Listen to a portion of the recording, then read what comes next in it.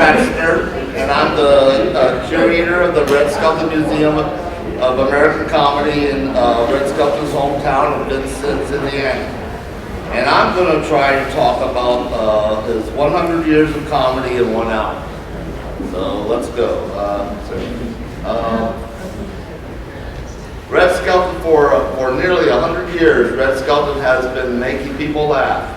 Red Skelton began performing at the age of 10 in 1923 and continued bringing laughter well after his death in 1997 with the opening of the Red Skelton Museum of American Comedy in 2013 on his 100th birthday. Richard Bernard Skelton, and that's what it says on his birth records, was born at 111 Lindale Avenue in Vincennes, Indiana, on July 18th, 1913. And his father died 2 months before his birth, and his mother and his 3 brothers were going through financial troubles. In 1917, Red's family moved to Indianapolis, and young Richard developed a love of theater waiting for his mother when she was cleaning vaudeville houses. He remembers building a small little theater at home and performed shows for his brothers.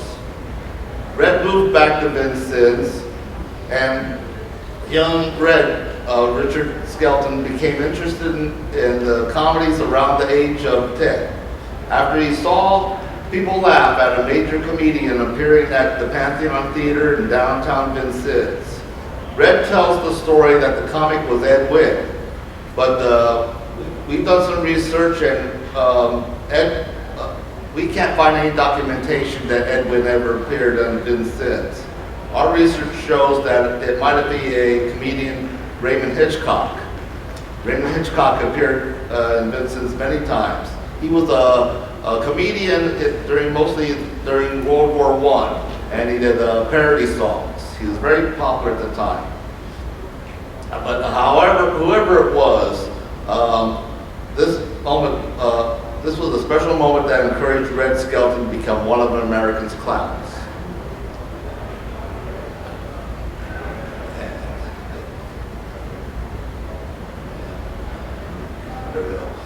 But Red started performing in medicine shows, showboats, traveling tent shows. Eventually he ended up in Kansas City. This is during the Great Depression. And many people were struggling during the Great Depression. One way to get large amount of money was to win walkathons. Contestants danced for hours, and the cash prize went to the last couple that was on their feet. Red Skelton was one of the masters of ceremonies and kept the audience entertained. He was one of the MCs at the Atlantic City Steel Piers. This is during the height of the Miss America contest. But walkathon craze died down, and Red ended up in Canada. There he changed his style of comedy from mostly he was like an insult clown, but he changed it to observational comedy, where he thought of funny ways, funny ways people did everything, funny ways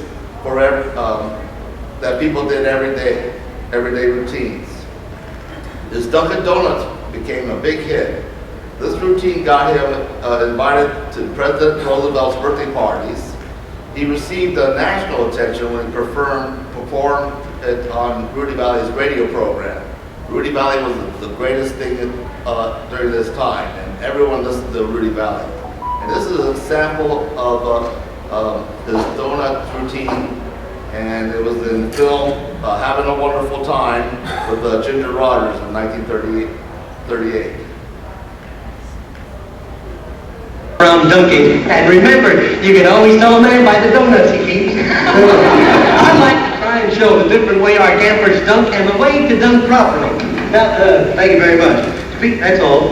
To begin with, we need a napkin, so we take one that's big enough, but you don't have to worry about getting anything on you. Stick around if you don't mind getting splashed. No thanks, I've had my shower. But it's more coffee, too.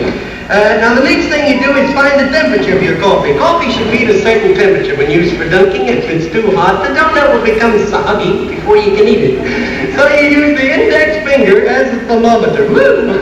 It's too hot for dunking, but how do you cool it? It's bad manners to blow into a cup, but it is proper while dunking to cool coffee to pour it in a saucer. But you still can't blow it if you don't use your judgment on you blow too hard. The fellow sitting across the table from you will get it right in the kisser. So you take the hat and you fan it like that. Now we come to the art of dunking. Notice how I hold the little creature. With the index finger and the thumb, the pinky should always be out. That's in case you slip, you won't go to your elbow. Now we have different types of dunkers at our campers and the way they dunk. First we have, around here anyway? Old P.U. Rogers. Now he's the cross-eyed type. He's allowed 2 cups of coffee. Not to embarrass him, he sets 1 foot from the table like this. The cup and saucer he holds in his hand merely acts as a stooge for the one on the table. While everyone else is dunking, the cross-eyed type dunks this way.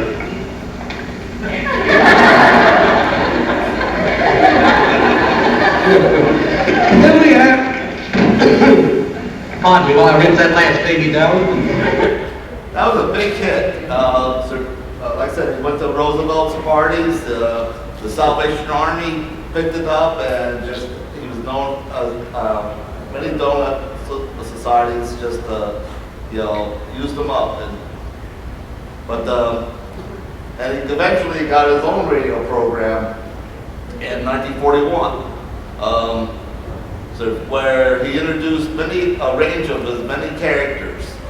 Junior the Mean Little Kid, Sheriff Deadeye, Willie Lump, Clem Dillenhopper, and others.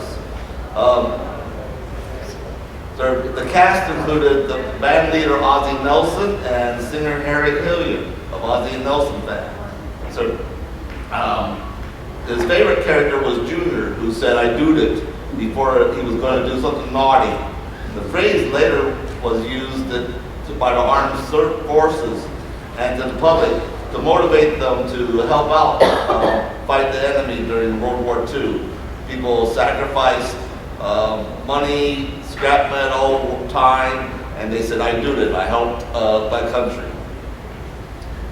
And also the phrase was used on nose art for war bombers. And some of his characters inspired cartoon characters like Tweety Bird here. Tweety Bird was like Junior, the mean little kid. Red was featured as the featured comic for MGM Films. He played the role of a radio mystery detective who ended up in solving a real murder. And part of a series of films starting with Whistling in the Dark in 1941. He co-starred with many major musical performers of the time: Ann Southern, Esther Williams, Lucille Ball, Gene Kelly, Fred Astaire, Ann Miller, and others. But Red got drafted, and Private Red Skelton served the Army for a brief time. His duty was to entertain troops traveling across the Atlantic to Italy. But this was exhausting work, and Red had a nervous breakdown. After his medical discharge in 1954, he returned to radio and making movies. And we've got a little trailer of from Whistling in the Dark.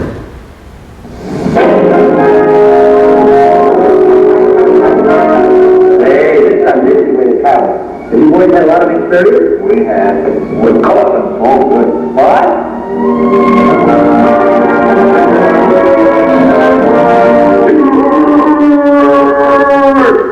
I am the fox. Open that door. You'll never take me alive. Very well, then I'll shoot the lock in.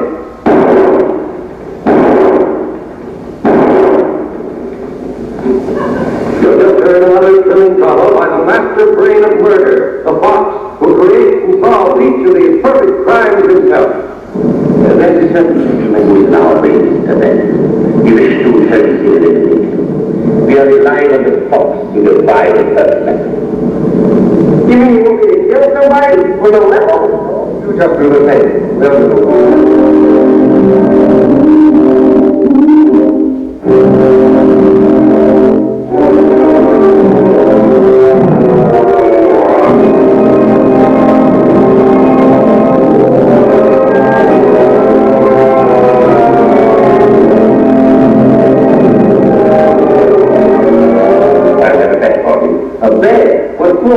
You expect me to dream of this murder? Are you wrestling somewhere tonight? Open that thing and tell me everything. I don't think that's such a good idea. Why not? He's not in the toilet. Go ahead, darling. We're not afraid. Oh. Oh, now don't get me wrong. Not that I'm afraid, because I am.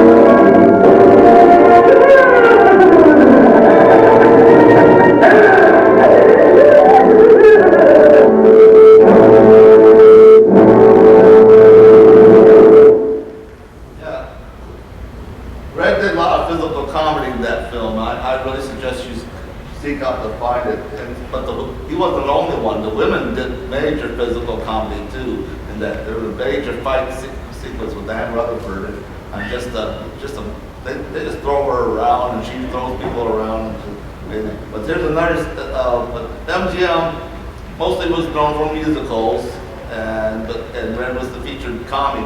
But so sometimes the musical parts overshadowed his comedian style. They really didn't know what to do with them that much.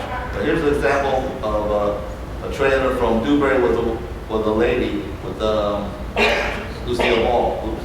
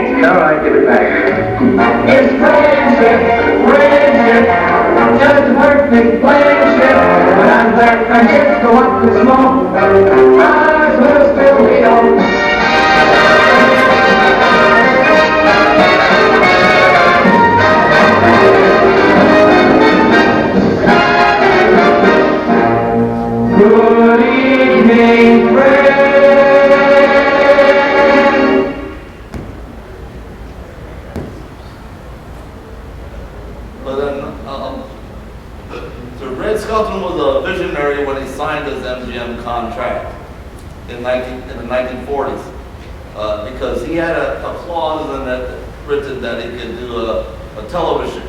So in 1951, he had his own television show, and it was an instant hit. Red won an Emmy for the show, and he won an Emmy for Best Comedian for that first season in NBC. But doing radio, film, and television was too much for Red, and he was hospitalized in 1952. So the next season on NBC, they relied on using clips from his old show, and the ratings went down, and he was canceled. But in 1953, CBS picked up the show, and it was in the top 10 in ratings for the next 17 years. Red stopped doing radio, and he ended his MGM contract. But he did do some more films. Most of them he did brief appearances, and Red also found time to be a headliner in Las Vegas. The Red Skelton show went through some changes through the next couple of seasons.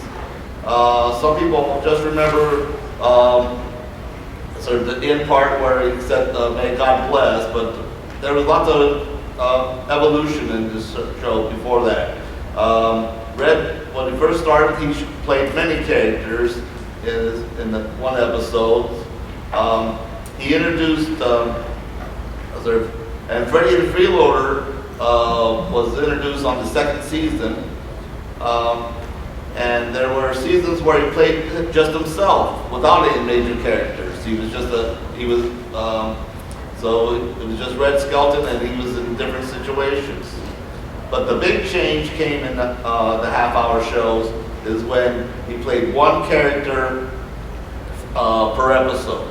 And every week it was a different character. So one week it was Freddie Freeloader, next it would be Willie Lump Lump or California Pug, or just a different character. So, and he had guest stars appearing with the shows.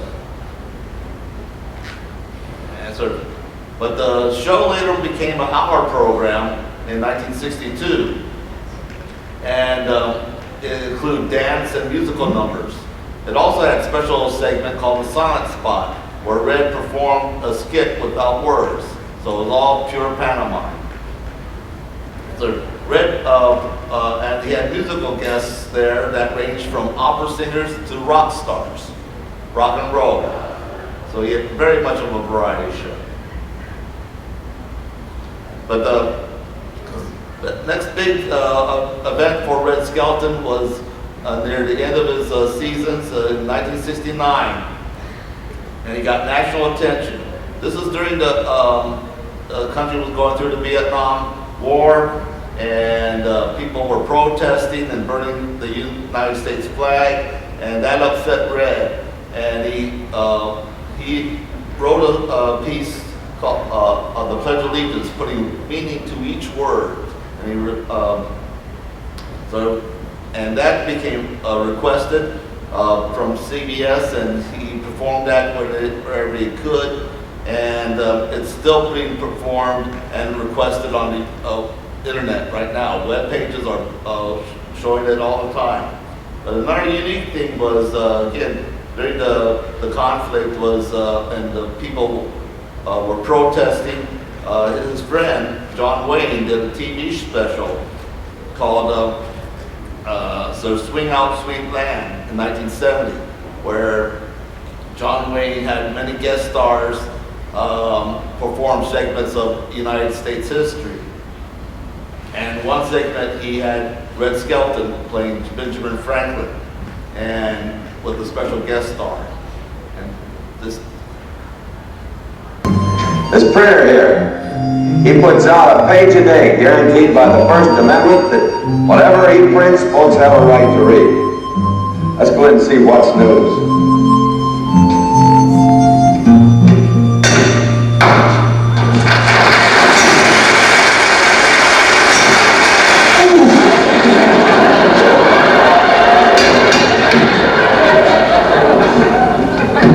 What seems to be the trouble, Brenner?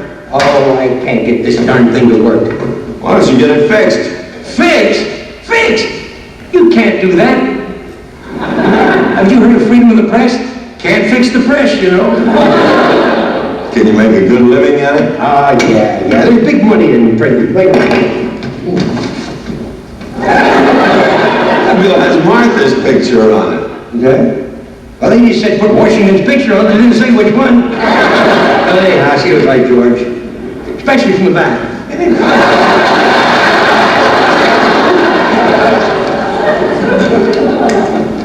Well, I guess old habits are hard to break. Huh? I see Paul Revere was out horseback riding again last night. Yeah, how he ever got that horse on the 7th floor, I'll never know. You sure seem to like your work. Oh, I love it. I've been a printer all my life. Huh. I guess you might say that I've got printer's ink in my veins. Printer's ink in your veins. Got a pin on you? I'll show you. Here it comes, folks.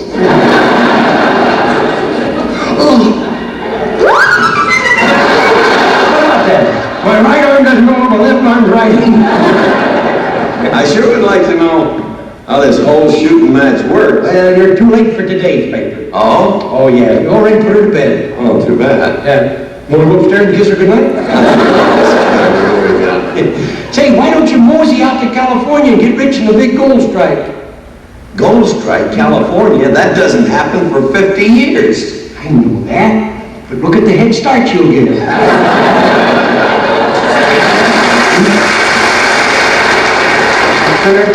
Here's the editorial you wrote. Oh, yes. Before you go, stranger, tell me what you think of this little editorial that I've written. Be glad to. Let us be aware in these infant years of our beloved republic, there are those who wait to celebrate our failure. Be not disheartened. This will always be so, for we have lighted our candle of liberty in a dark world, and each of us is in charge of keeping it lighted. And though the winds of dissent may threaten our flame, despair not, remembering that a nation which allows dissent is stronger from within and brighter from without. For when dissent becomes a crime, hope becomes despair. Dissent, but dissent honorably. Dissent with faith in your hearts, not despair. Dissent to rebuild, not to destroy. Dissent from within, for dissent from without becomes attack. Speak out for what you believe in, at least as loudly as you speak against the system. For gentlemen, if ours is a generation to say democracy will not administer to the people, let it be a conscious decision arrived at only after every opportunity for man to rule himself has failed. Printed. That was pretty unique for them to team up with Tommy Smothers. So the Smothers were a show that treated the Vietnam War a little bit differently, and Red wasn't exactly happy with it, but this shows that he respected Tommy's views, and this shows shows that you can still dissent, but peacefully, not with violence, just by being. So they shared the feelings of saying what they want, free speech, but they might not agree with each other. But they, it was just to do it peacefully. But Red's TV series was canceled by CBS because CBS wanted to change directions in their programming. They wanted more edgier type shows, like and edgy comedies that dealt with issues like All in the Family did, and you probably noticed that they probably did more crime dramas, and just they got rid of major shows that were in top 10 that were home spun films, like TV shows like Beverly Hillbillies. They were in the top ratings at the time. It's just that CBS thought they wanted to get a different type of audience for money purposes, so they could advertise for the young people. They thought they had the money. So Red was canceled, but that didn't stop Red. And He went around the country performing to sold-out crowds in colleges, state fairs, and art shows. So the college kids still loved Red. And he had paintings, and they were displayed in galleries in Hawaii and Nevada. And he appeared on television now and then, in TV specials and award shows. There's an example that he appeared on the Mike Douglas show, and you can see his paintings in the back there. Got a sort of an actor's award from George Burns, and so he appeared on during the time of the bicentennials in 1976, and he did a TV special in Disneyland about patriotic events and there, because they had American on Parade at the time.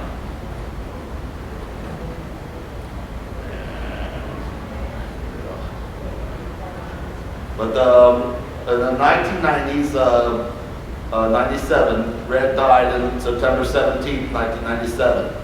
And the president of Vincent's University hoped to pay tribute to Red Skelton by building a theater and in his name. And later it became plans for a museum. Red's widow, Lothian Skelton, they married quite young, when she was quite young. She's 86 now, and she's still alive. She donated items from the estate, and they were put in storage until a museum was built. But during this time, we had impersonators, tribute artists who did play Red Skelton, and we had I don't know why.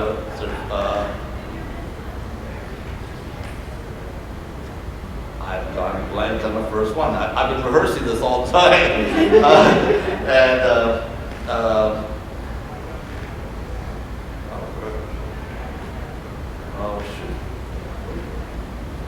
Tom Mullica. Tom Mullica performed Red Skelton, and he performed it in Branson, Missouri. But he passed on. Then picking up the torch is Brian Hoffman. And Brian Hoffman has been approved by the state, and he has the spirit of Red Skelton, and he performs in Pigeon Forge. So I strongly recommend you go to him. But Tom Mullica was a great guy too. Just a shame that he passed on. On July 18th, 2013, on Red Skelton's 100th birthday, Lothian Skelton came to Vincennes to cut the ribbon to the Red Skelton Museum of American Comedy. Along was Red's daughter, Valentina, and also former cast member Jamie Farr from MASH. Jamie Farr got a start on Red Skelton's TV show, and they were good friends. The comedy continues with plans to expand the museum to display Red's artwork, which will include his clowns, and we hope to feature other entertainers in American comedy. Again, our name is the Red Skelton Museum of American Comedy, so we hope to expand. There's a nice Bob Hope exhibit that's going around, and it requires a large space, and we hope to have that. And just we'd like to feature other comedians that were around with Red Skelton. There's an example of our gallery space right now. We show his artwork, and we keep changing that now and then. But the young people are exposed to Red Skelton, then they probably don't even know it. There was a comic book, a graphic novel called The Killing Joke, with Batman and the Joker. And at the very end of the graphic novel, Joker tells a joke that's very similar to Red's joke from 1960. There were two guys up at the funny part. That's what they call the asylum, the funny part. One of them said, you know, if we can get out of here. The other guy says, we can? Well, how do do you suggest we go about this? The guy says, I have a big flashlight. Now tonight we'll come out to the big wall. I'll throw the flashlight up and you climb up the beam.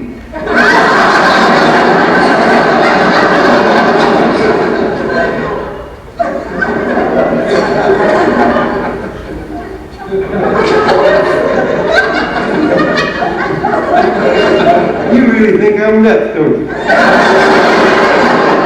I know what you do. I get halfway up, you shut it off.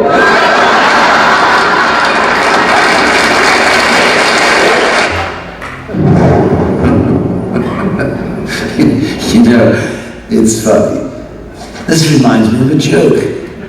See, there were two guys who were locked in a lunatic asylum. And one night they decided they didn't like that anymore. They decided to escape. So they made it up to the roof, and there, just across this narrow gap, they see rooftops stretching across town, stretching to freedom. Now the first guy, he jumps right across, no problem. But his friend, oh, no way. He's afraid of falling. So the first guy, he has an idea. He says, hey, I got this flashlight with me. I'll shine it across the gap between the buildings and you can walk across the beam and join me. But the second guy said, what do you think I am, crazy? You just turn it off when I'm halfway across. Oh, excuse me.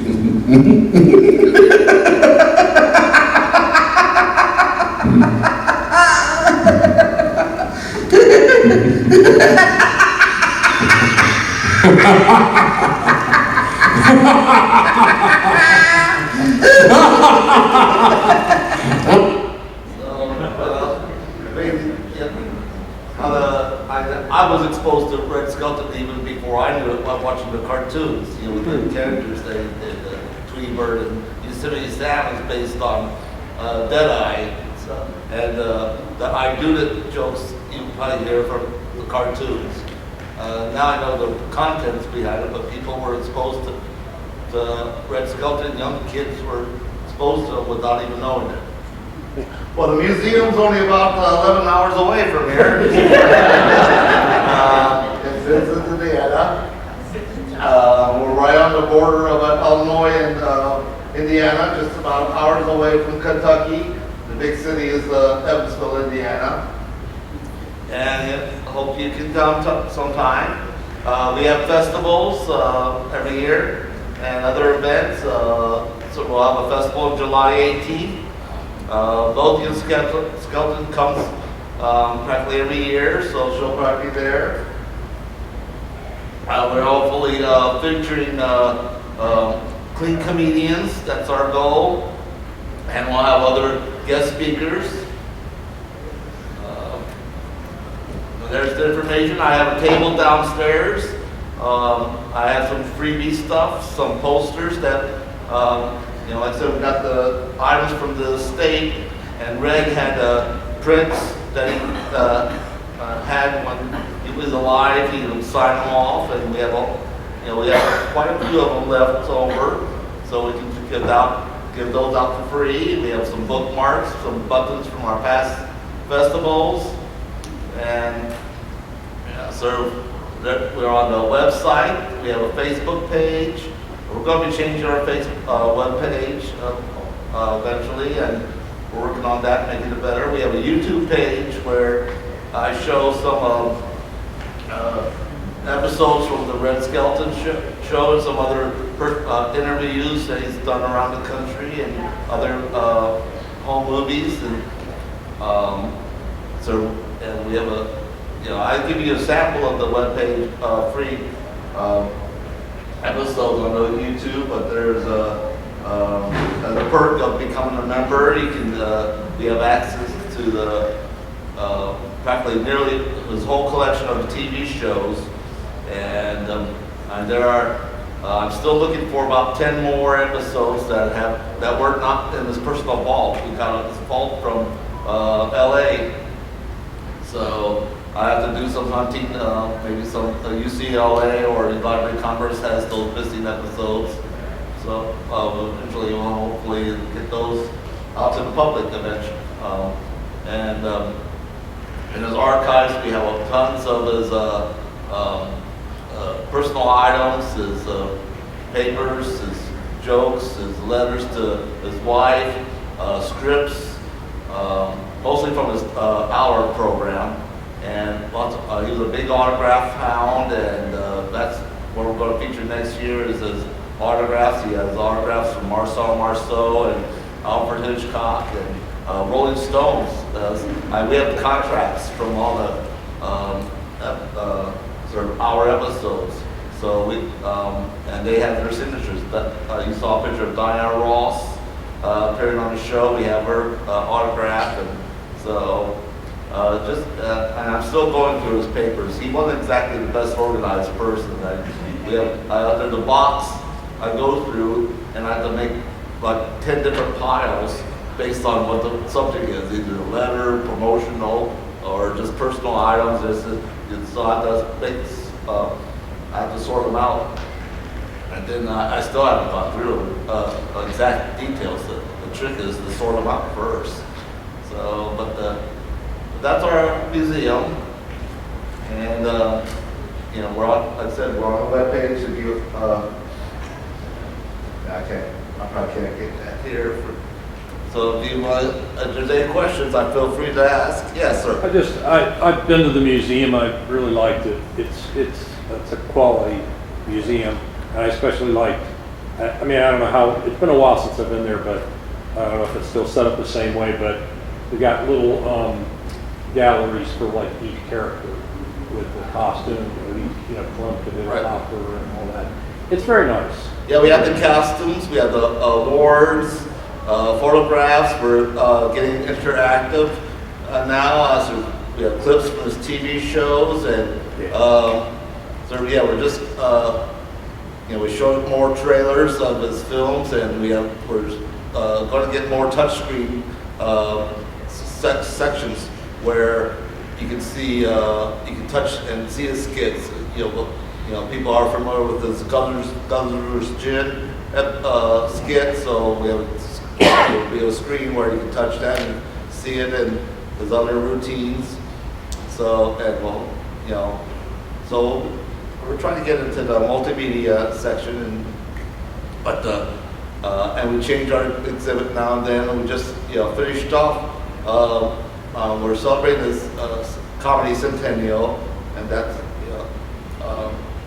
we hope to start cheating that he started comedy when he was 10, and that was 100 years ago. And even after his death, the museum started.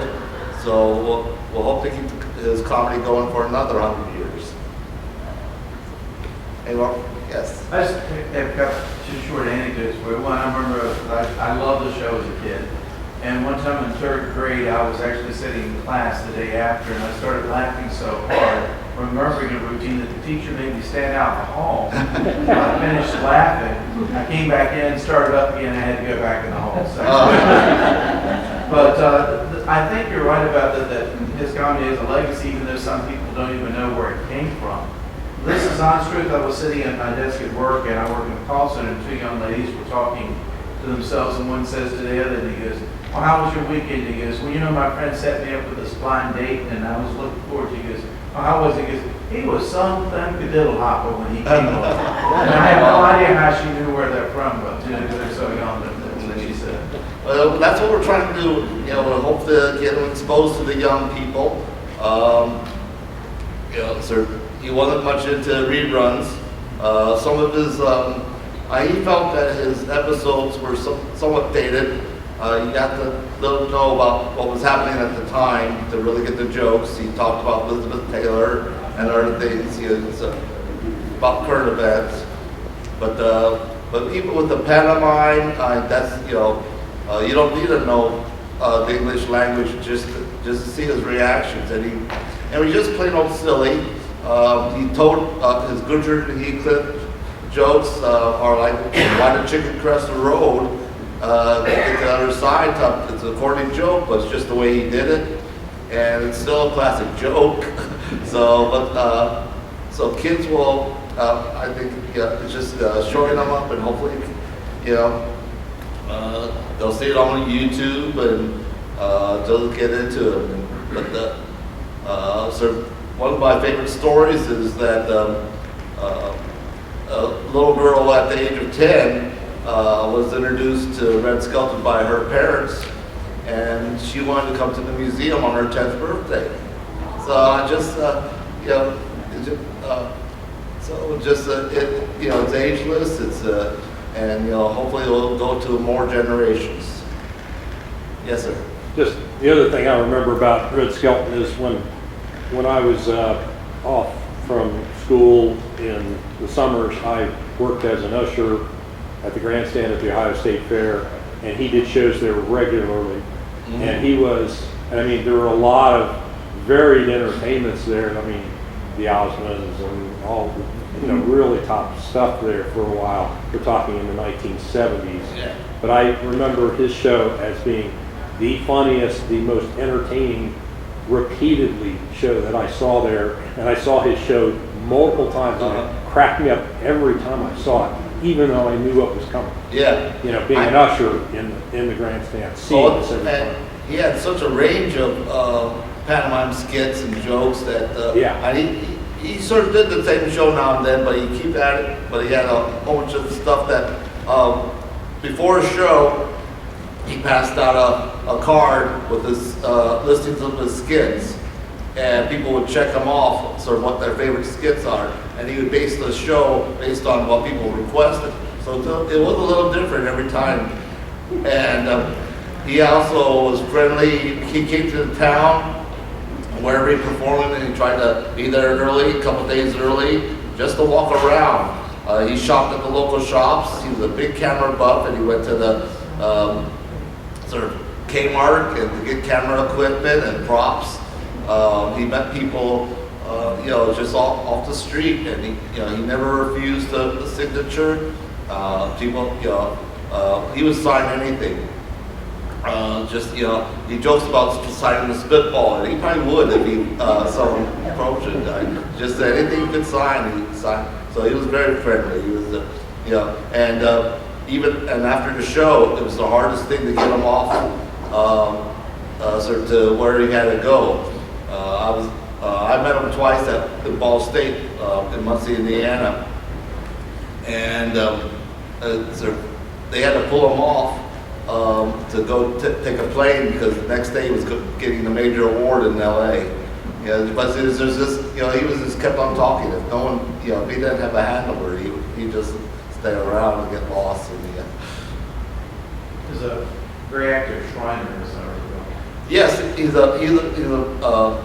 was a major Shriner. He was 33-degree Mason, and the Shriners are very proud of him. That's something he kept kind of private.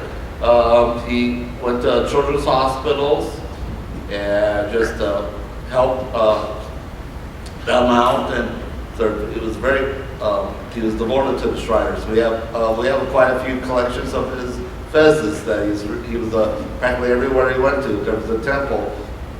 He became an honorary member, and technically you're supposed to give the fez back, but I don't think they probably won't ask him that for it. But we have lots of certificates of his of being a member, and also practically everywhere he went, he got a key to the city. We had an exhibit a while back of all the keys that he's received through the years. He's been honorary citizen to every city he was at, and they had like a special. Sometimes they had a special Red Skelton Day. So he was very much loved, and he was very, very open and friendly, and just Where's your table? That's right across from Zuzu, from A Wonderful Life, sort of downstairs. Downstairs. Okay. On the back side. Yeah, close to the back side. Yeah. Let's see. Probably be right underneath us right now. Yeah, right. One part Just where. follow down. Yeah. Yeah. So,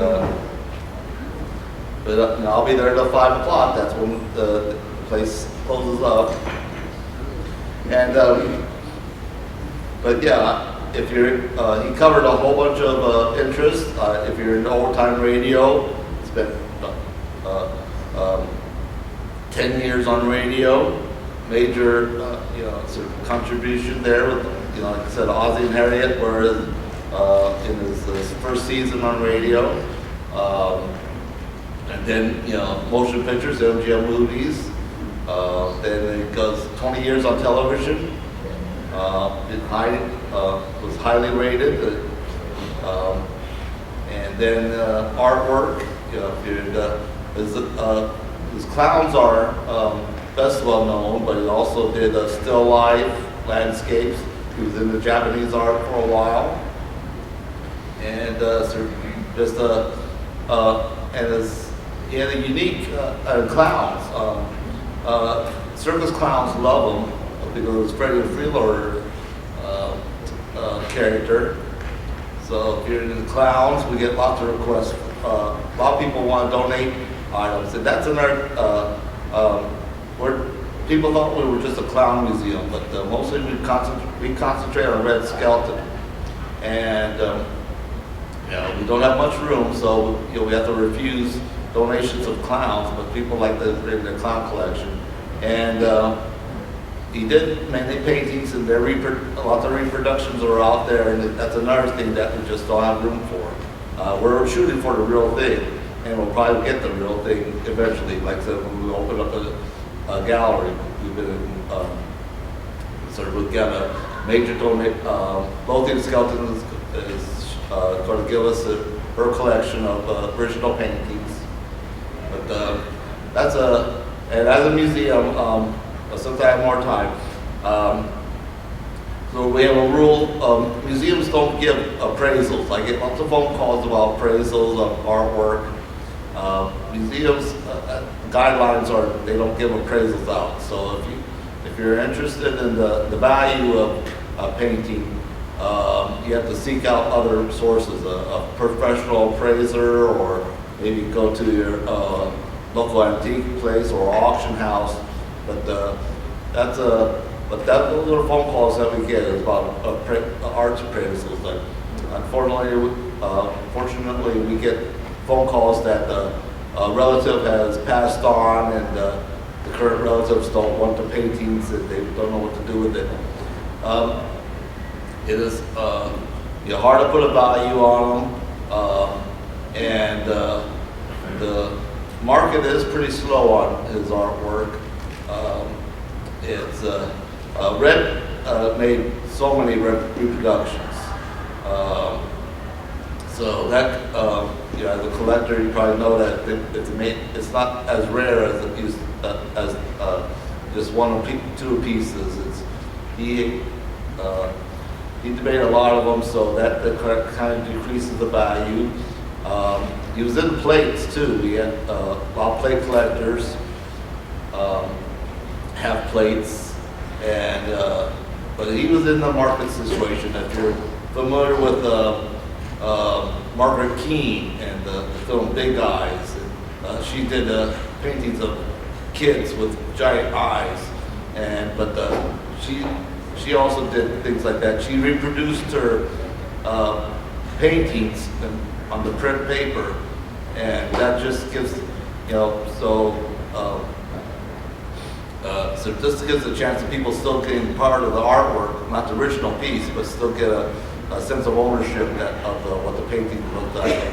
Red did that a lot.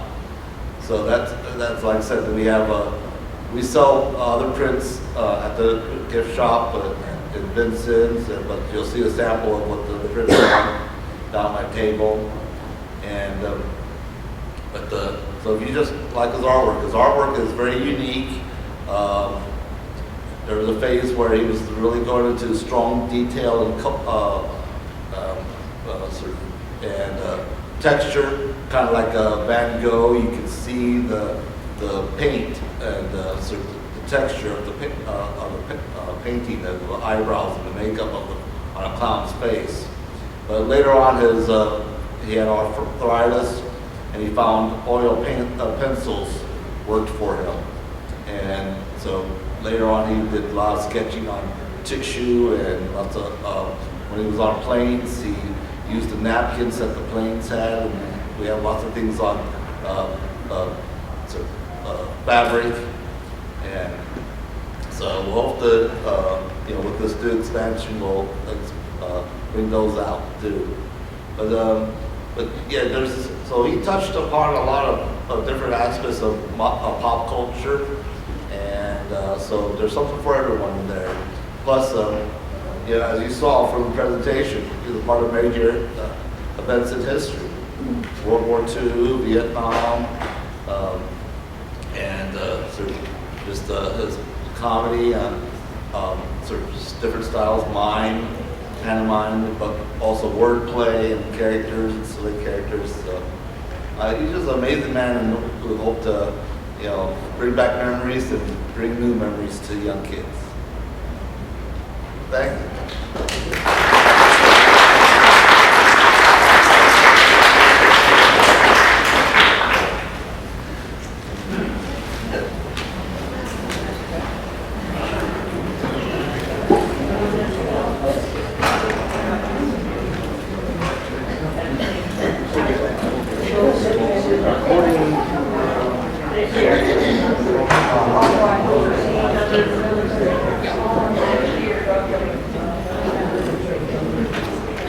If you trust